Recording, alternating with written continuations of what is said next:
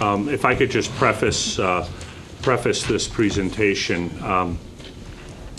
what I'd like to say is that over the past months, we have been discussing some of the facilities issues that are in front of us, and it has been one of those things where the Honeywell contract and project has been in the forefront, the energy performance contract.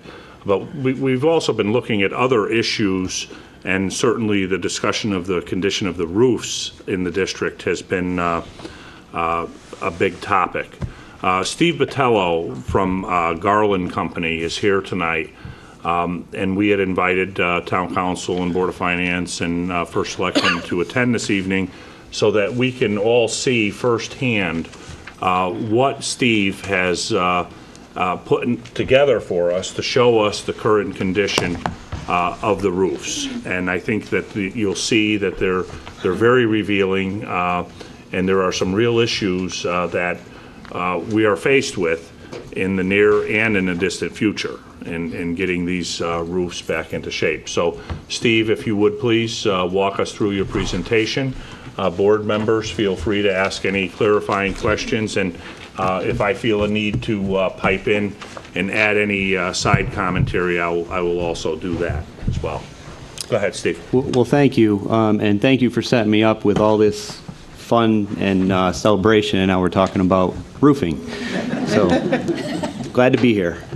My name is Steve Botello. As Jim said, I'm with the Garland Company. We're a full-service roof systems manufacturer and specifier. We help school districts like yours with evaluations. And I, again, want to thank Jim, Gabby, and Jack for having me. My first evaluation started back last summer. I think we started in June with Bill, and we'll go through the program here. Garland is a full-service roof systems manufacturer company. We have been in business since 1895. We are a privately held company.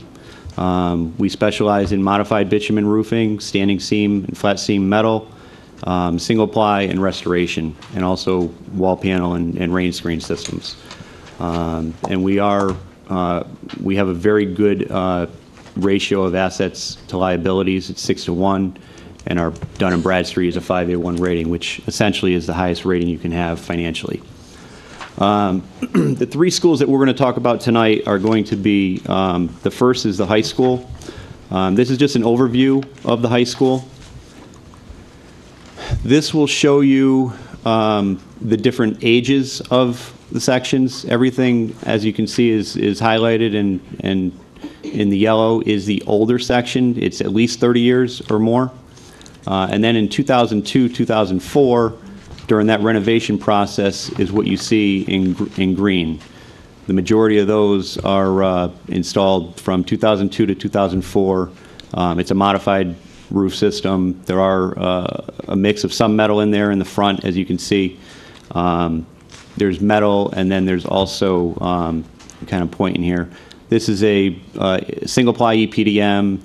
The lighter colors are a modified roof system, and then you have these metal over the entryway is a standing seam metal. One of the things that we did, in fact, we're doing a scan right now, tonight as we speak over at Monroe Elementary. We came in, and we have a company that we work with that does thermal roof scans. The way that works in a nutshell is during a day like today where it's hot and sunny, the sun will shine down on the roof. It'll warm the entire roof. When the sun goes down about this time, the thermographer will start seeing readings, and you could see here. This is a nighttime indication of the areas that are warmer and are cooling off slower than the other areas. That tells you whether you have saturated insulation below the roof system or not. The areas that are highlighted like this are showing that it's saturated. We use this tool all the time when evaluating roofs. And we are scanning all 5 schools here. This is the current conditions at the high school. Everything in blue is wet insulation. The majority of these are the older sections. Some of the roofs are over 30 years old. As you can see, there are some indications where there's small patches here and there. That's on the newer sections, but you got a couple sections here that are completely saturated 100%. And I've been, with the exception of today, I've been on site with the scan company during the scans. Steve, I'm going to come up and join you so that I Sure. can pipe in a mic as we go. When Steve says that there's saturation, what he's talking about is that the foam insulation beneath the roof system, upward of 3 inches of insulation, is like a sponge. It's completely wet. Correct. Thank you. So you can see here, we have some significant concern at the high school. Some of these sections are saturated, and they've been saturated for a while. Does it ever dry out? I'm sorry? Does it ever dry out? In most cases, no. The answer to that is no. And you'll see here, there are some areas that attempts were made. It didn't work. This is one of the sections. If you look down here, one of the things we did is we showed what section that is in the lower right. As you can see here, the stone has been moved out of place. What happens over time when the insulation gets saturated and wet, it collapses. So over time, when you get the snow loads on it and it's wet, it keeps compressing, and you get ponding, and that's a condition that you have here. You can see here, attempts were made to move some of the stone to take this water that's ponding in this area and get it to your drain. It's same section. This is an overview of that section. You can see the ponding here, pretty significant. You can see where you got depressions and signs of ponding water. To answer your question too, going back to your question, does it dry out? This is an attempt to dry it out. Okay, this contraption is essentially a vent that was installed at some time, and Jack may have some more information on that. That were here, there was during the 04-06 renovation is when those were put in. Okay, so they've been there, over 10 years, and they just didn't work. In theory, when the roof heats up during the summertime, the insulation will expand, the condensation will expand, and in theory, it comes out this vent and allows it to dry out. It's kind of a last-ditch effort when you know you have a problem. Here's some additional photos on some of the 2002-2004 renovations. I believe this is the gymnasium. You can see here we've seen this condition a lot. In fact, we just did a project at Taunton Press off of exit 10 where that dome roof is. You probably all have seen it. We're the ones who did that roof. That's my roof. But the same condition during Sandy, that roof was blown off, and you have probably this damage came from the same time. You can see the cap sheet is blown off. Here's some conditions of your flashings, and most of the time you're going to have, when we have leaks, you see them around your penetrations where you have penetrations in the roof system. And this is where your flashings are. You can see here, this is peeled back, this is peeled back, this is a wall flashing. This is a wall flashing that has some debris in there, some leaves, water. This is another crack here, another condition. And that's pretty common throughout the high school. Steve, if you could just back that slide up. When Steve shows you these slides, I know they're not very impressive in the distance here, but suffice it to say that these are basically holes along the perimeter of the roof where it's flashed to the side of the building. And if there were nothing in between, like insulation and a roof deck underneath that, if you were in the room below and looking up, you would see daylight. These are basically open holes, where, you can see the pen is in there and there's debris in the bottom right-hand corner. And a lot of this has to do with the age and cracking of the material, but it also has to do with some faulty installations that happened over the years as well. Yep. And this is pretty common throughout most of those sections that we've seen that are wet. Next is Stepney. See here, there's 3 vintage roofs here. This section were done in 1989. And then you have areas that were done in 1993, highlighted in green. And then the most recent is over here, which is 1997. So just reviewing the yellow, 1989 sections, the green is 1993, and 1997 is the blue. This is the results of your scan. As we see, the 1997 section is the worst. It's 100% saturated. And then you will see on some of the other sections, you got some wet insulation up here, a couple spots here and there, down in this corner. You kind of get the picture. This section here is actually one of the 89 sections, and it's pretty good. The conversation around the leaky roof at Stepney is always focused on the cafeteria. That's the section of roof that you're looking at here. That's the section that we need to keep bringing barrels out, sometimes 3 and 4 days after a rainstorm. We've had so many repairmen come to try to repair and find the leak on this roof that it now becomes apparent to us that you will never find the leak. The leak is the whole roof, okay? Yeah. You have 100% saturation of the insulation above that roof, and it's finding its way eventually in any weep hole in that space. And so we could patch the top of that all we want. It's not going to solve the problem until that water is removed from between the roof and the deck. And to add to that, you have wet insulation sitting on the roof deck, which is a structural concern. This is a good example of the core cut. This is your insulation. This is polyisocyanate insulation. You can kind of see this line right here. This is a little bit lighter, and this is darker. This is all wet. This is dry. This is all wet. And this is the joint when they install it that it's butted up to. And then you can also see the roofing plies. It's a 4-ply built up. When we look condition-wise, we look at the condition of these plies, whether they're stuck together as a single membrane or if they lift apart and become delaminated, and that's what the condition you're seeing here, which is indication it's breaking down. This is an example of on this same 97 section down here, a big patch that was made in an effort to stop it from leaking. This is an overview of the 1993 section. You can see down here, we're standing on the gymnasium roof, taking a picture this way. And you can see here, this section here has a couple conditions, but the main thing that stood out to me is the amount of ponding water sitting on this roof. This is the far end of it.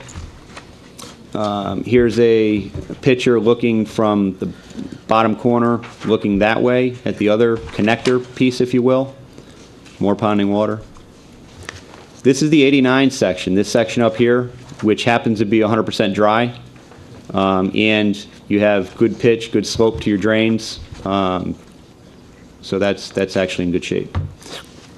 Here's an example of skylights that have been covered with a single-ply EPDM in an effort to stop them from leaking. Needless to say, not much daylight is coming through those. They're not working like they should. That's correct. Yes? So one of these sections is 15 years old. How long are these supposed to last? That's a good question. A good built-up roof with flood and gravel is a 25-year roof plus. You know, okay. Depending on whether it's asphalt or coal tar pitch. I've done evaluations on coal tar pitch roofs that are still on a building from 1952, and the plies are in better shape than these. Okay, so is it indicative of an installation issue when the roof was put on, or a material failure? Yeah, you know, with this one, since it's saturated, it'd be a lot easier on this one, you know, because there's been so many repairs done, and we're not. I couldn't pinpoint exactly where it's coming from because there are so many. You got that one real big patch, and you got a lot of little patches throughout that whole roof. So I'm not sure what the condition was before they repaired it, but based on the condition of the felts, you know, it's prematurely failed. to answer your question as far as why, I don't have the answer. When you have wet saturated insulation below, it will age the roof significantly more. So you could have had a couple small areas that were leaking that caused a lot of thermal expansion during the winter. So that could have a huge impact on it. So just a couple additional photos. This is a coping cap. When you look up at your building, you see the edge metal. This is a coping cap. You can see here that it's open and you got water sitting on here. This should have been sloped from the outside edge back onto the roof, so it drips back on. It's not. You can see the ponding water, and that's getting into your splice plate. A couple more conditions, mostly on the flashings. Previously repaired curb flashing on a fire hatch. It's hard to see this, but this is actually a big blister. This is probably 2 or 3 inches higher than the rest of the roof. And what happens is, again, going back to when it's wet and the sun hits it, it has to vaporize a little bit, and that causes the blister. So it's a blister where basically the membrane separates from the insulation. Moving on to Fawn Hollow. This original construction is 1966. This was re-roofed. These sections are all 1986 roofing, to the best of our knowledge. Then in 1989, you got the green, which is this end, and then this end here, and I believe this is the gymnasium. Okay, that was added in 89. So that's the vintage of the roof, 86 and 89. Little bit different than the other schools in the fact that the actual field of the roof, the membrane itself, is in good shape. But you have a lot of issues around your penetrations, your flashings, your drains, and that's kind of indicated of the condition of the scan.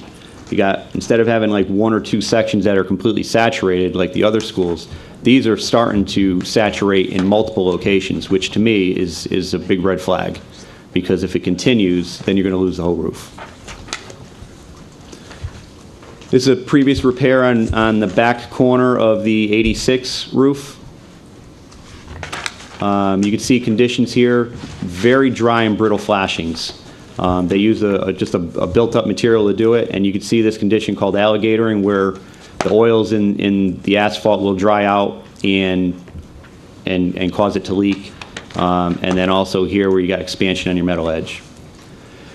This is on most of your drains are in the middle of the roof. They're right down the middle, but all of them, I shouldn't say all, the majority of them have been previously repaired using just a mastic. It's a very short-term repair.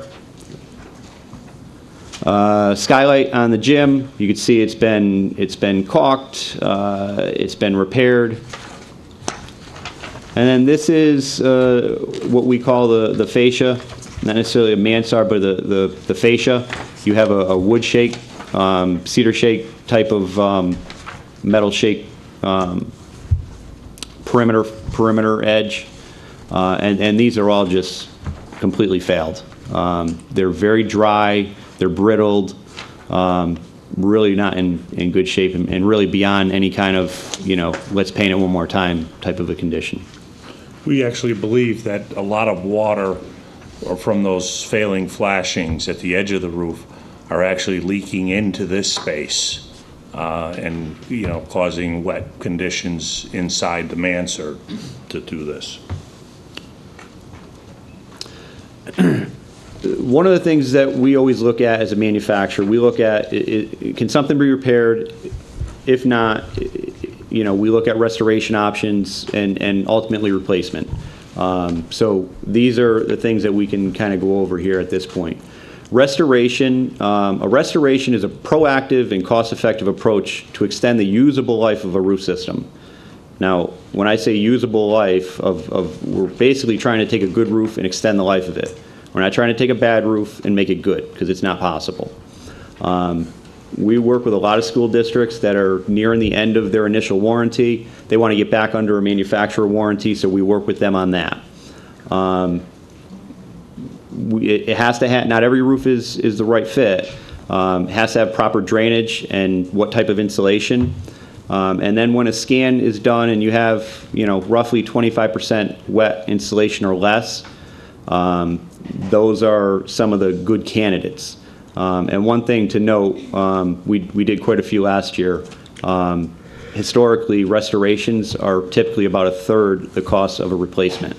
And it comes with a 10-year warranty from the manufacturer.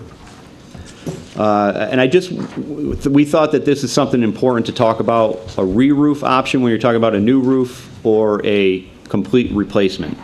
A re-roof option is when you're basically installing a second roof over a facility or a building that has already one roof on it.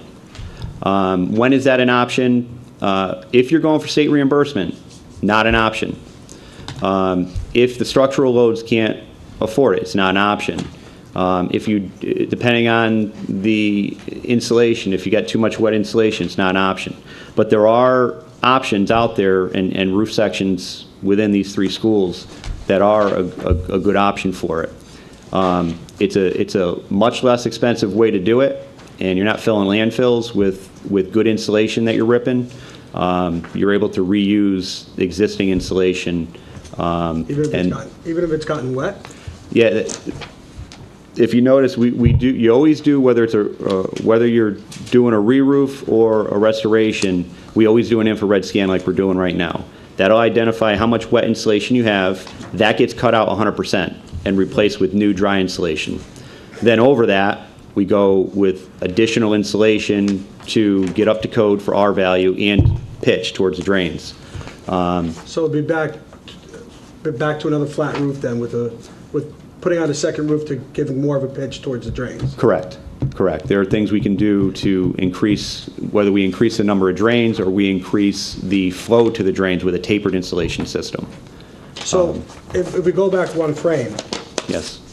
to the restoration option, if we just restore what we have up there with the current pitch and the current drains, that doesn't make any sense then. On some of them, no, I agree with you. Because we're just going to do patchwork then again. Well- It's a really good patchwork then. I mean, personally, if it were my house, it would be the re-roof option for the ones that have been shown to us at this point. To put on the second roof, so we have the proper pitch, so the water goes in the proper place, and then it gets out of there. We did a restoration at 3 schools in Fairfield, 1 in Danbury last year, all big projects. 1 in Newtown schools, 1 in Trumbull a couple years ago. Not every building we have to look at different, every roof section we look at differently. From our standpoint as a manufacturer, we have to make good suggestions to you on what we recommend you can and can't do. So if I have a building owner come to me and say, hey, I just want to restore these, well, I'm going to be the one that is going to make sure that it's done right and that it's a good candidate. Otherwise, we're not doing it. So I agree with you. There are some that are candidates and some that are, some that are not. So that's the restoration. But again, getting back to the 2 different types of re-roof options. Re-roof is a retrofit where we do cut out all the wet. And again, we have to qualify it that it's a good candidate for it. If it's not a good candidate, we wouldn't do it. Does the re-roof get a warranty as well? Yeah, if you look on this last one, Oh, the this option option offers the same warranty as a complete replacement with significant savings. Okay. Because again, we're not ripping off all this insulation that's good and then paying all the labor to rip it and fill dumpsters and then come back with the same exact insulation and put it back on. Then you have the complete tear replacement option. So this is a complete replacement where you basically remove everything from the structural deck up, all the insulation, all of the roofing components, 100%. When is that appropriate? One, if you're going for BSF, if you're going for state funding, they require it gets removed 100%. If you have 2 roofs on the building, you can't put a 3rd per code. If you have structural load limitations, you got to rip it. So again, I think you have a mix of all three of these options throughout. This is an example of a job that we did, I think in 2010, I did this with Hologic. This was 65,000 square feet where we did a restoration on a 25-year-old 4-ply built-up flood and gravel. As you can see here, there was some deck replacement. The wet areas were bad enough that the deck was compromised and it had to be cut out. So you can see here a good cross-section of the decking that came out. This is the layer of insulation, and then the 4-ply built up, and then the gravel. And this came with a 10-year warranty. They had another small section that, based on the scan, it was wet enough that it didn't make sense to restore it or do a retrofit. We just replaced the whole thing. This is what we did last year at Newtown Schools, Newtown Public Schools, Middlegate. This was a single-ply EPDM, black EPDM roof that we had been working with the folks up there and Gino Fiala for quite a while, helping him patch seams that kept on coming apart over and over and over again. Finally, they got the budget to do a restoration. And in this restoration, you could see, in this restoration, you see here, this is the internal drain right here. What we did is we did something called sumping the drains. You had good structural pitch going to it, but what we did is we put a tapered system from the drain out all the way to the field of the roof. Big 16, or I think they were 16 or 20-foot sumps. And essentially we put a semi-tapered system to help move some more water. And we did that with all the drains. And I'm also working with them like I am with you guys as far as evaluations. This is a job we did, I believe, 2 years ago as well with Trumbull Public Schools. Steve Kenny was the contact there. This is the Reach building at Madison Avenue. If you look on the bottom right, this section here was a restoration candidate after a scan, and the top part was not. Getting back to your question, Jeff, this had enough wet insulation. It didn't have good pitch to the back gutter to properly drain it, so we replaced it. Okay. And you can see here, this is cutting out all the wet insulation that gets new flashings on all your penetrations, and then this was a modified coal tar pitch flood coat. But you can see in the top left picture there that the wet insulation was cut out, and that area there is going to be replaced before the new roof put on. And essentially, that's 100% new from the deck up. Yeah. New insulation, new 2-ply modified roof system. These are just some references of other projects in the area. I working with Brookfield Public Schools. We were 2 years into a 5-year restoration of their high school. Sharon Center, we did both re-roof, retrofit, and restoration. 3 schools last year with Fairfield Public Schools restoration. Danbury Public Schools was a re-roof, was not a complete rip, was not a restoration, it was a re-roof, retrofit. Newtown Public Schools, you saw, Trumbull Public Schools, City of Shelton. We've done a couple projects with Mayor Loretti and that team. And I just added this one here. Taunton Press in Newtown, as you guys know, we've done 3 schools, or we've done 3 roofs with them on 3 of their buildings. And it kind of says something for a company that specializes in, in the industry. So, if I could make a couple of comments. When Steve began examining the condition of our roofs, we found immediate areas of concern. We elevated that to the level of actually getting the thermal scans done, because we needed to know how bad the underlayment was, or the insulation underneath. Steve doesn't like to answer this question, but I posed it to him when we went through the report just a couple of days ago, and based on a scale of 1 to 10, 1 being no urgency, 10 being urgent, Steve, where's Massac? I think Massac, I would say, is an 8. How about Stepney? Stepney, I would give I'd give that probably a 6 to 7. How about the section over the cafeteria? That's a 10. And Fawn Hollow? Fawn Hollow, I think, in my opinion, is because of the amount of small areas that are leaking and wet insulation, they grow very quickly. And if you do nothing with them, you're going to lose that roof. So I would say that's, in my opinion, a 10. So, I mean, we are faced with, you know, some urgent needs here on the roof, and that's why we wanted to have this meeting with the other boards present so that we can begin a conversation of how to best address these urgent needs that we have. I mean, we have 3 roofs, but the beauty, I think, if there's one thing that really comes through with this presentation, is that it's not a one-size-fits-all solution. There are options available. We don't have to do complete tear-offs and total re-roofs. We can pick and choose where restoration is a solution to, you know, a re-roof solution on some of the sections. As I said, Steve's company was brought in to do this assessment. Obviously, they would be a likely bidder if we ever got the project together and went forward with it.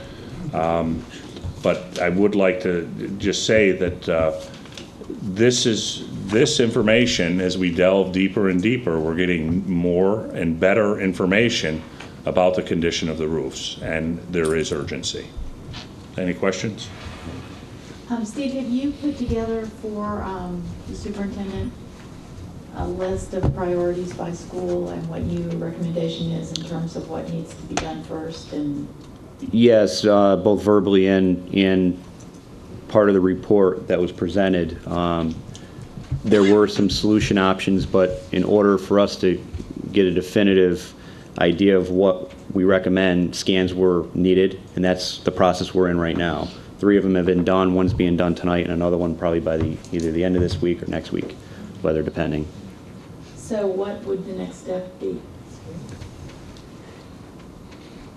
I think, you know, the next step has to be where do these projects fall in terms of funding and budgeting and planning, whether they all happen at once, whether they happen over a 2-year period. You know, before the work that Garland did here, you know, I was of the opinion that we could tackle a roof a year, starting not this summer, the following summer, if we could put together a bond issue. But I'm not so confident that we can stagger over a 3-year period, because these are so urgent. Some of the slides that you saw tonight, and you know, the board is fortunate because you have hard copies, you could actually see this, but I mean, when you look carefully at a blown up slide of some of these holes and these flashing issues, I cringe. I look at it and I cringe at some of them. I mean, conceivably, there could be some potential safety issues here. well, I mean, I don't want to overly alarm people. That may be a bit, Yeah, you know, too much, but I mean, God forbid. yeah. We don't see any structural deflection at Stepney, for instance, in that cafeteria. But if you did a core cut there, Steve, was it a 2 or 3 inch layer of insulation? Do you remember? At Stepney, 2-inch ISO and 1 inch of perlite. You know, so if you assume that that's fully saturated, let's just say for argument, you have to calculate that into a roof load. Okay, now the roof was built, you know, to withstand a considerable load, and we measure those loads when it snows to be on the safe side. And you know, several years ago we had to shovel roofs because we hit the snow load.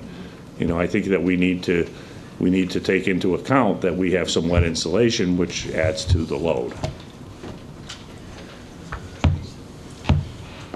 The Stepney roof makes me crazy. So that's 1997 it was put in. Yep. You reference in one of these slides a manufacturer warranty. How long is a standard manufacturer warranty on a roof? It depends on what the spec called for. It could be anywhere from 10 to 30 years. And it could be anywhere from material to a complete NDL edge-to-edge warranty. NDL meaning no dollar limit, edge-to-edge including all flashing and metal. and it could be, you know, as with like a shingle roof, they only cover, from the best of my knowledge, shingle roof manufacturers only cover materials, not labor to repair. So I don't know the answer to your question as far as that specific roof. Okay, no. We need to investigate, We need to George. pull the records for. Exactly. Okay, And good. see if we have those warranties.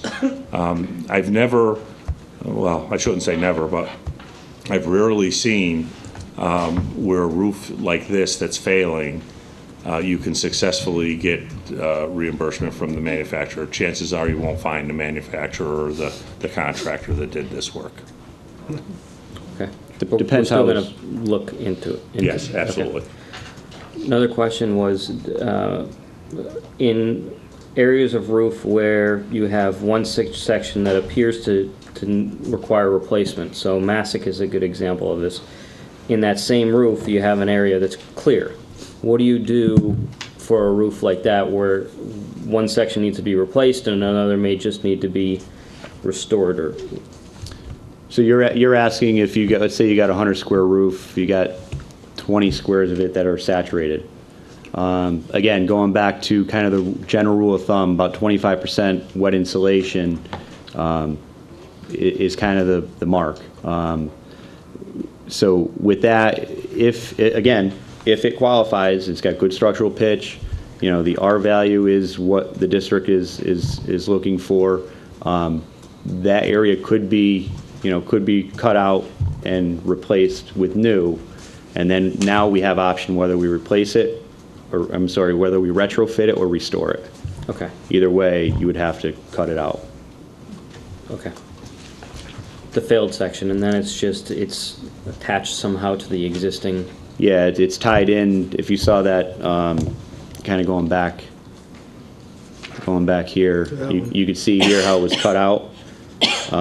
Actually, one more back here. This is a good one. Right here is your insulation, and then 4-ply built up, set in hot asphalt above it. Contractor on this one, part of the specification is we call it spudding. You spud the gravel and flood coat down to the felts. That gets primed. The new insulation gets set, the decking insulation, and then the new roofing gets overlapped. You got like and this one we did a modified base that got overlapped onto the existing roof by like 6 or 8 inches, and then the next one goes out 6 to 12 inches over that. And then it gets mesh mastic and then reflood coated. So the tie-in is a very tight tie-in. Okay. And just to note, that's something that I do on every one of my projects. I'm there every day watching the job. So the board, everyone knows exactly what went on that day through photographic reports and so on. Is mold a problem? Mold's certainly a problem. That's kind of the 4-letter word in the industry. If you think you've got some roofs that are out there that have been saturated for well over 10 years, you got some air quality issues, I would assume. We have not detected any of that in the interior of our buildings, but I think that the issue comes down to that urgency. At some point, that very well could happen to become an indoor problem. We go back to Lee's question of what's our next step from the board. What do you need? Our next step is to have at another board meeting, I think, have another discussion and to seek some counsel from the boards of finance and town council and the first selectman about how we should proceed. I don't want this to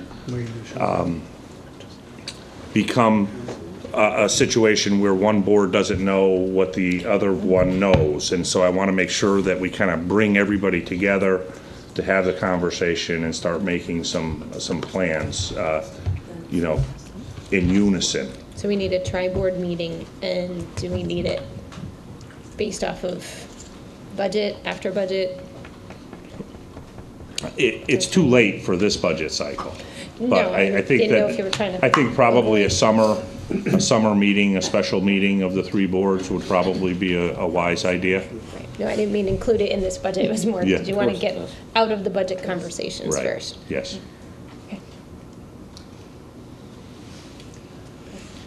Okay, no other questions? Right. Thank you, Steve. All right, Appreciate thank it. you. Can I ask a question? I mean, I'm Donna? one of the invited board members here. Quickly. Debbie Duchess from the town council, and thank you for inviting us. Deb, why don't you come up to the microphone so you make sure you get picked up?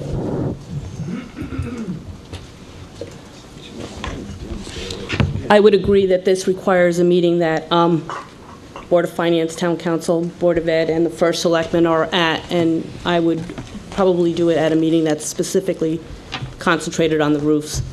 I appreciate this opportunity. I had a couple questions. Mold was one of my questions. Thank you, Dr. Vagavallo. My other question was, I'm presuming that whatever is done, we are not in compliance with the roof pitch by state statute right now. Yeah, actually, we are, Deb. We are? Well, whatever the code at the time was probably a 1/4 inch per running foot. And I'm sure that we complied with whatever building codes At the were in time. place at the time. Since that time, the state facilities unit and legislature has changed the rule to a 1/2 inch of pitch per linear foot, which is an enormous amount of pitch on what we typically call a flat roof. There really is no such thing as a flat roof. They all have pitch to them. There is a conversation going on in the legislature right now about that pitch, and I know it's I shared likely, with you. yeah, it's likely that it's going to go back to the 1/4 inch pitch that was there originally, because it becomes a breaking point when you go for state reimbursement. The money that you would get back in the state reimbursement sometimes doesn't cover the additional cost of going to the 1/2 inch pitch. So a lot of schools who are on the low side of the reimbursement Took the scale trade-off, yeah. will say, no, forget it, we're not going for the state reimbursement. You know, because I don't want to be held to that standard. I'm going to put a new roof on, and I'm going to put it on at a 1/4 inch pitch. So this also requires the timing of the legislation that's in committee right now, which would lower that standard, is my understanding. And I know I shared some of that with you, but Well, also... there's really two things going on, though. The code, the requirement for a 1/2 inch per linear foot Right. is a requirement to get state reimbursement. It is not a building code. The building code is a 1/4 inch. It's actually a 1/4 inch with the 2005 enhancement for Connecticut states that you can go as low as an 1/8 inch on a re-roof project. You can go as low as an 1/8 inch to the foot as long as you have designer, manufacturer, installer all agree and you have positive drainage. And I guess my question would be, since all of this is a timing issue, and my understanding is that to move forward on a timely basis, which is usually 1 year to 2 years out, being a timely basis, that request, if we're doing state reimbursement, has to be in the October timeframe, is my understanding, to get you in In the line queue, to be yeah. considered. My other question would then go to promoting the reduction to back to the 1/4 inch in the state reimbursement process, and that what can we do, both as a town council, as a town, as a Board of Ed, to support that legislation moving back to the 1/4 inch to qualify for state reimbursement and to protect us from some of these additional costs? Or is the recommendation to go to a 1/2 inch from our roofing experts? I don't think the roofing experts are going to suggest that. No. If I could just, if you're going for a re-roof or restoration, it doesn't qualify no matter what the state BSF is gonna grant. We've been asked in a couple different capacities to speak in terms of where the break-even is, as Jim mentioned. Where's your break-even on a 1/2 inch to a 1/4 inch, and even a 1/4 inch or less? We find that it's about 55% reimbursement, 50 to 55% reimbursement rate, which you guys are, I believe, around 30. Even if they lowered it to a 1/4 inch, you're still borderline on whether you would even want value. whether your value is there. a lot of considerations. I mean, we have schools we're working with that are spending $250,000 to $300,000 for additional plumbing just to get the half-inch insulation installed. So there's a lot, and there are other things that can hinder that from going that way, which we can talk about at that next meeting. I think what Steve is trying to say is that with a half-inch pitch, if you have a current quarter-inch, and you go to the half-inch requirement, and the distance from the drain in the center of the roof to the exterior wall is 30 feet, let's just say for argument's sake, you're raising the elevation of that building by 15 inches on the outside. So you have to do all new fascia work. You have to build up a new parapet, I think they're called, right, Steve? Parapet, yeah. Yeah. Any of your penetrations all have to be raised. And then every penetration that comes through the roof, and when you saw some of the pictures of the roofs, you see all of the machines that are on that roof and all of the devices. All of those have to be raised on new pedestals to meet the new height. And then any So it may not be worth the It may- expense to do to that. the So that would be quarter-inch, part of the yes. discussion That has to be then. part of the discussion. Okay. All right, great, thank you. Thank you. Thanks, Thank thank you, you. Steve. Thank you for having me.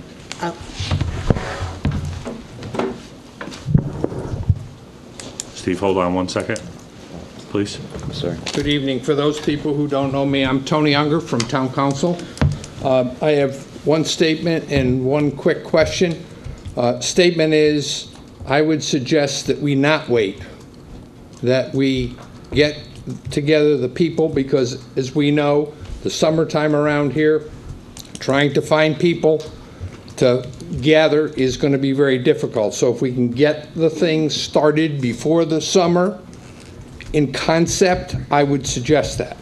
Second thing is, I would ask Steve, and I know this is a tough question, but from projects you've seen before, can you give us a country scope of what the high end of this might be versus the low end of this scope of a project? Again, some of it's going to dictate on some of the results of the scan.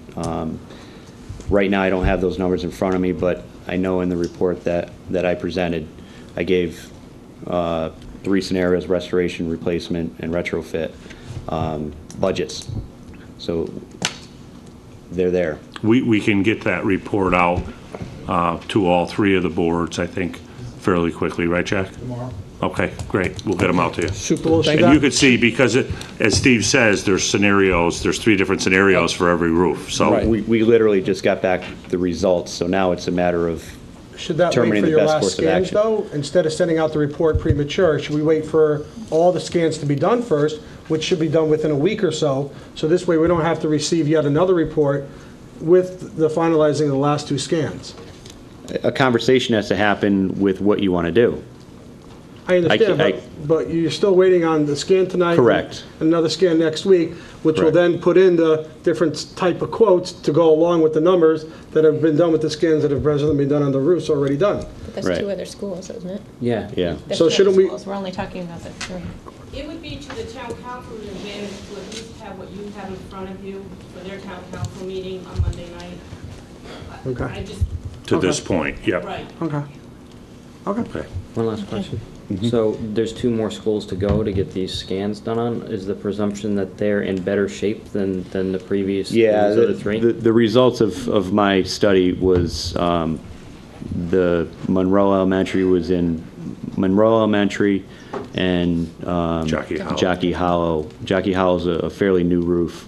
I think we're going to find very little wet there. Some preventive maintenance things need to happen, and same thing with Monroe Elementary. Steve, just to clarify too, the Massic reports do not have numbers. Correct. The Massic reports, because there were so many varying conditions there, I couldn't make a good recommendation until the scan was done. So now that we have the scan done, we can regroup and figure out what to suggest as far as whether it's a replacement or we can restore. Thank you. Great. So then it'd probably be best if we got those Massic numbers before it got sent out. Yeah, I can How quick could you turn that around, Steve? Again, you have to direct me in, you know, at the high school, it's pretty much replacement. Do you want to go for the current state at a half inch, or you want to wait and see if it gets changed? I mean, there's a lot of discussion needs to happen before I can give you that number. Maybe Let's talk tomorrow, and I was going to say that. Why don't you guys talk why tomorrow? don't we talk tomorrow and see what we can do, and hopefully we can get this out to everybody by the end of the week. Okay.